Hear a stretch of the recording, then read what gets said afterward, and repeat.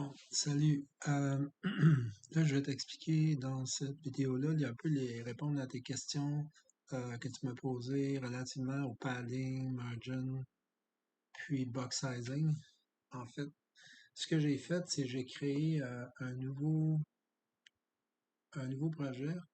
Je l'ai appelé projet Pratique Marie encore. Ce que j'ai fait, c'est avec le projet qu'on avait déjà euh, nommé comme ça, je pense. Je l'ai renommé, puis je l'ai appelé. Tout ce que tu as à faire, c'est tu cliques sur le projet, tu cliques à droite, puis tu fais rename.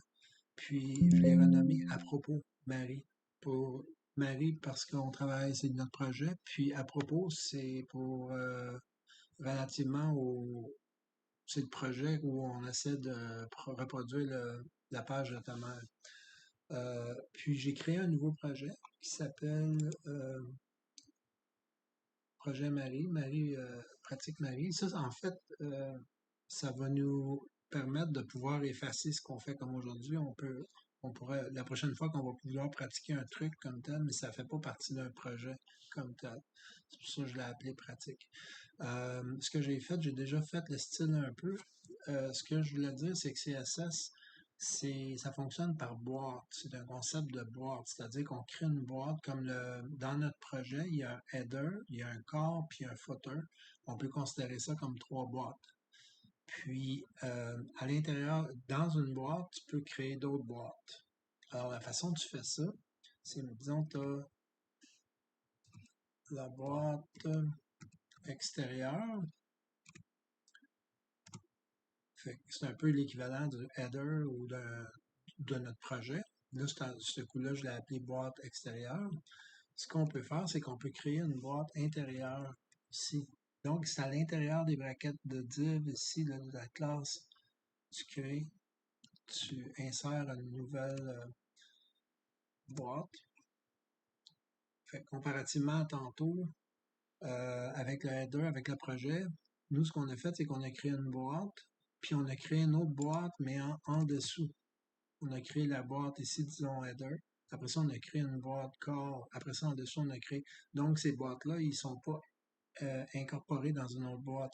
Ils font partie, puis ils se succèdent. Tandis qu'ici, on a créé une boîte à l'intérieur d'une boîte. Mais en fait, la façon que ça fonctionne aussi, c'est que cette boîte-là, on peut la considérer, la boîte extérieure, on peut la considérer faisant partie de la boîte body. Body, c'est une boîte aussi. OK? Donc, tu peux regarder ça de cette façon-là. C'est la façon qu'eux, ils te proposent de regarder ça aussi. Moi, j'ai deux boîtes de créer, extérieure et intérieure, puis j'ai déjà fait le style, sauver un peu de temps.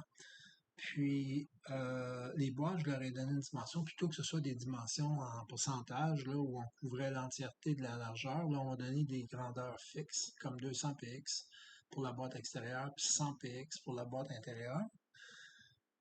Donc, la boîte intérieure va être à l'intérieur de la boîte extérieure. C'est ce qu'on devrait voir. Puis, plutôt que de donner comme paramètre une couleur de fond, j'ai donné une couleur au rebord. Donc, tu fais border, tu donnes la couleur. Solide, c'est par défaut, c'est toujours solide. C'est un trait uniforme. Donc, c'est pas des pointillés où il y a d'autres options comme telles. La plupart du temps, on utilise solide. Puis, de 3px, ça spécifie la largeur de ton trait. Donc, tu peux donner des traits assez larges aussi. Donc, moi, je mets 3px, j'ai donné des couleurs différentes. Fait que ça, j'ai fait la même chose avec la boîte intérieure. Donc, si on va voir le résultat, et voilà. Fait que, on a notre boîte intérieure ici, puis notre boîte extérieure.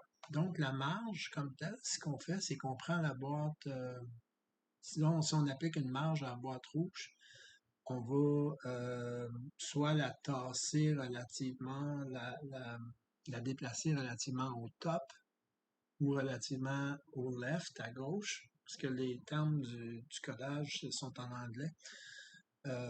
On peut le faire aussi à partir de la droite, disons, si ton carré serait complètement tassé à droite, on pourrait lui donner une marge aussi puis le diriger dans ce sens-là. Fait qu'on va le faire, disons, à partir de la gauche puis à partir du top.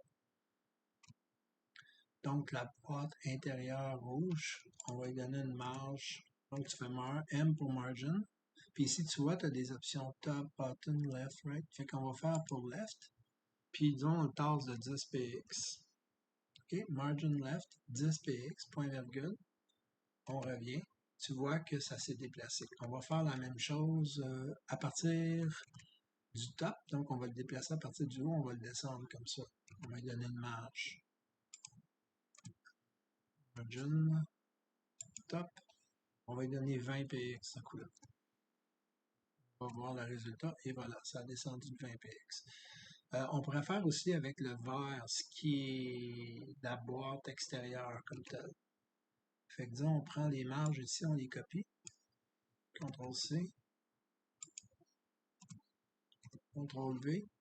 On va les déplacer, mais de façon plus substantielle. À partir de la gauche, on va les déplacer de 100 px. Puis à partir du top, on va le déplacer de 400 px. Donc, OK? On va voir le résultat. Et voilà. Fait qu'ici, on a 100 px à partir de la gauche, puis on a une marge de 400 px à partir du top. Là, pour avoir de l'information plus substantielle par rapport aux marges, puis pour toutes les autres instructions, commandes, tag éléments, qu'on les appelle là, ce que tu fais, c'est tu fais, disons pour les marges, tu fais margin,